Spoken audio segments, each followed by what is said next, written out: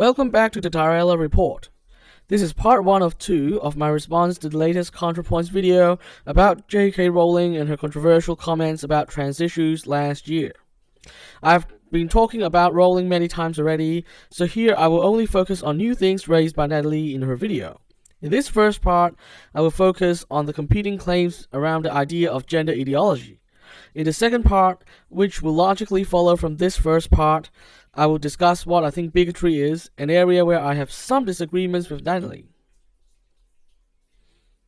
In the video, Natalie talked about how anti-trans commentators often use terms like gender ideology or LGBT ideology to describe trans issues or even trans people, which I understand she sees as a form of indirect bigotry against trans people. She then asserted that trans people are people, not an ideology, something I think everyone in these debates would do well to remember. We are indeed talking about issues that impact real individuals and real lives, not just theory or ideology. However, is there really such a thing as gender ideology? And how can we prevent this idea of gender ideology from derailing the discussion on trans rights? I actually wish Natalie could have explored this point more. I guess, given the intentionally vague terminology, gender ideology can really mean anything. Every time I see this phrase being used, and I see it a lot given the mix of media I choose to consume, my heart sinks a bit. Firstly, it's so vague that the reader may not get what is intended by the author, which is always bad from an intellectual communication point of view. Secondly, some people do use it as a bigoted way against trans people as a whole, seeing trans people as the real-life representatives of the so-called gender ideology. As a trans person, I see this as an attack on my own humanity.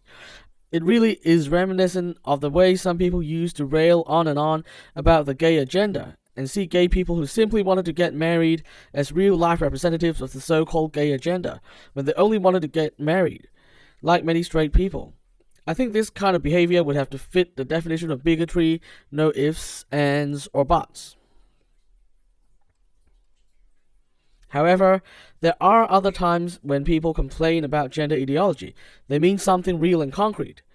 For example, the idea that gender is a social construct is certainly an ideology, and so is the idea that gender is performative. And so is critical gender theory, a way of seeing gender using a perspective that is ultimately rooted in Marxian and postmodernist ideology. Furthermore, gender-critical feminism or TERFism is also clearly an ideology that is related to gender.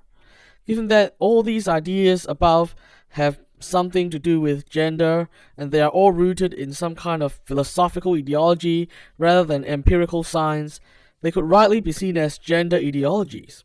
And as a scientific-minded person, I reject all of them. Of course, I still hope that people stop using vague terms like gender ideology and be more specific about what they are referring to, but on a whole, I am very sympathetic to criticisms of the aforementioned unscientific ideologies. From this vagueness of terminology, my worry is that opposition to certain ideologies could become conflated with opposition to trans people or trans rights. This is further compounded by the fact that most people still don't have even a basic understanding of many trans issues. Last year, I saw 2 different polls in the UK describing the same reform with different terminology, and they yielded results of 28% and 55% support respectively. This kind of disparity usually means that there is a lack of understanding of the issues in the general public. You certainly don't see it in well-understood issues like gay marriage, where polling by different organizations in most Western countries generally yield results of around 2/3 support. These figures also line up with actual referendum results as demonstrated in Ireland and Australia. What all this means is that the public understanding about gay marriage is mature enough for most people to understand and take a consistent stance on the issue. The same cannot be said of trans issues. There is still probably 1 or 2 decades to go before that gap is bridged. This is why I emphasize so much on educating people on the basic issues, talking about the science and not pushing away people who aren't immediately accepting. What we need is more understanding, not more witch hunts. Indeed, at the time of the so-called trans tipping point, many trans people were worried that the new visibility was too much, too soon, and in hindsight I can see that they were probably right. But there's no going back now, once that can of worms have been opened. which only means it's even more important to have level-headed and respectful discussions aimed at fostering understanding now. People are understandably hesitant to support things that they don't fully understand.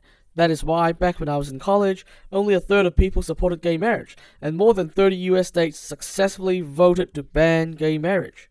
From those defeats, the marriage movement didn't become embittered. Instead, they set out to connect with people and advance the discussion. Once people understood that gay marriage wasn't going to destroy the traditional family, they started to get on board. The whole gay agenda playbook ceased to work, because people now understood exactly what marriage equality meant.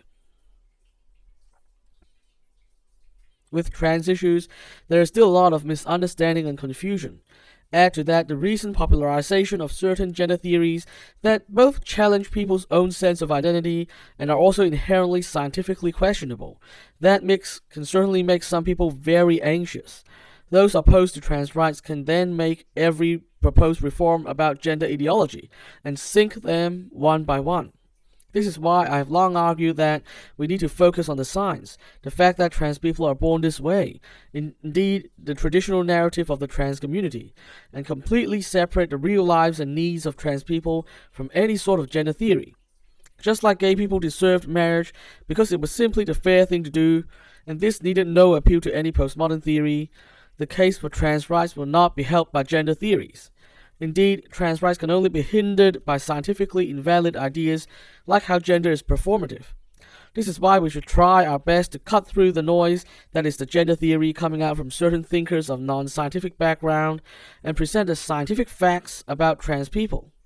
It is in establishing an understanding of trans people, trans lives, and by extension the social issues trans people face that we will gain support for much needed reforms.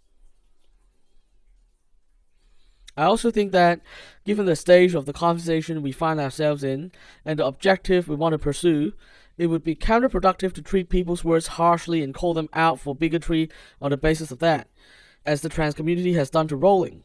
I mean, I certainly don't agree with a lot of what Rowling has said, but I also think there is so much misunderstanding that you can't conclude that people are being bigoted, even when they say hurtful things. If someone is still saying that gay marriage is part of a subversive gay agenda in this day and age, I think it's fair to say that that's bigoted. But you really can't treat the trans conversation with the same standard, given that lack of a mature public understanding at this stage. In other words, more patience and allowance is needed. That's all for today. I'll be back next time to discuss another big idea. Subscribe if you want to follow my conversations with other thinkers across the cultural and political spectrum.